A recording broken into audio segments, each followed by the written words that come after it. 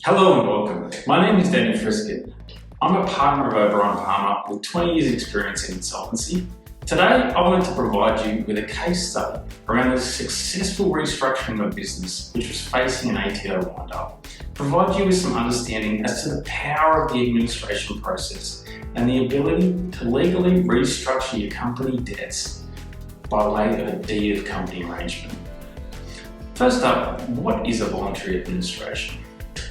Well, voluntary administration is an appointment of a licensed practitioner over a company with a view of preserving the company's status quo, protecting its assets, and providing time for the directors to put forward a formal proposal to creditors to compromise its debts in a legal document known as a deed of company arrangement. The process itself is relatively quick. The administrator is provided between 3 to 5 weeks to take control and investigate the affairs of the company. At the end of this period, the administrator provides a report with a comparison between the return creditors can expect if the company is liquidated versus a return which will be paid out under a deed of company arrangement. So what are the practical implications on the company and its directors? Well, to commence the process, the directors pass a resolution to appoint a practitioner. This can be a daunting prospect for most directors. However, after a few days, directors usually feel a huge weight off their shoulders. They have been carrying the stress of dealing with financial fires with suppliers, landlords, banks and employees. Now they have an opportunity to step back and work with professionals to craft a solution without all that noise.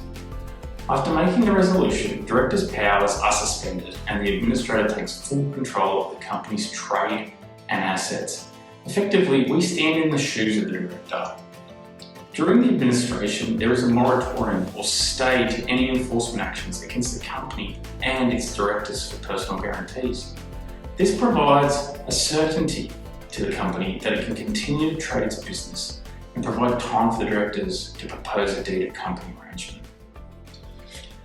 I wanted to take you through a recent matter where the director had been told he had no viable options given the level of debts of the company, pending winding up application by the ATO, and the director being stranded overseas.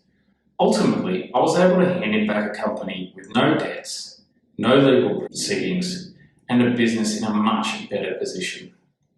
The company operated a steel fabrication business in Western Sydney. It had 4 full-time and 2 casual staff, a growing trade debtors book, a director's loan balance that was ballooning, with liabilities which included superannuation, employee entitlements, trade debtors, and a significant ATO debt of over $1 million. It was clear the business had a significant shortfall. The company had received a winding up notice from the ATO, which was due to be heard in approximately 3 weeks. After receiving call after call from advisors who claimed a simple upfront payment for meetings could solve the company's problems, the internal accountant was able to reach out to OBP. I immediately met with the director for an obligation-free consultation. I was quickly able to establish that the company had cash reserves and trade debtors and was now trading moderately profitable. But this was following a long period of poor trade and historical debts. It was clear the company could not get over those debts. The director had no financial means to inject any further funds into the company or to seek a settlement with the ATO. I provided the director with various options, and ultimately the director decided to appoint myself as voluntary administrator with a view of proposing a deed of company arrangement. So what did we do? Well, first off, we took control of the company's trading position.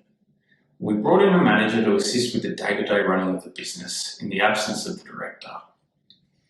We brought up the company's statutory lodgements so to limit the exposure of potential DPNs. We undertook a formal valuation of company assets and called in historical debtors which had been causing a cash flow restraint on the business. We worked with the director to come up with a deed of company arrangement proposal which would still provide a greater return than the liquidation scenario in circumstances where he had no available cash to inject into the business.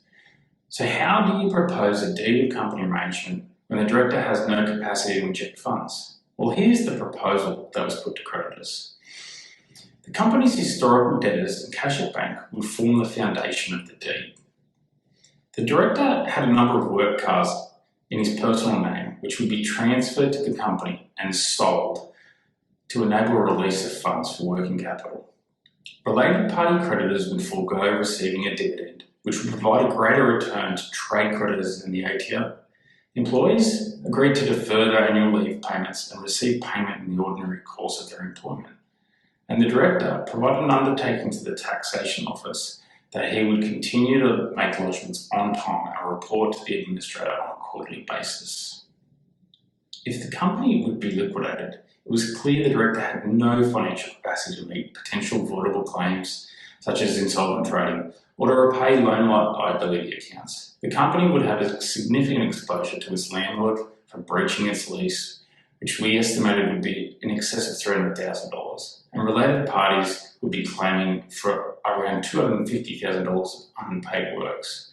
The docket proposal provided for a return to all employee entitlements in full and a 5-cent payment to ordinary creditors. Plus, it avoided the crystallisation of the landlord.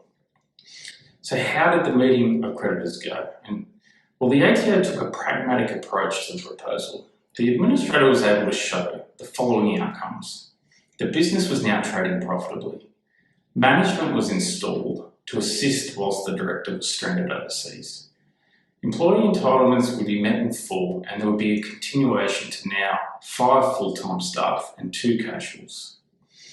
There was now greater controls in place to ensure ongoing compliance. Ultimately, even though the return was not significant, the ATO and trade creditors supported the proposal with 100% vote in favour.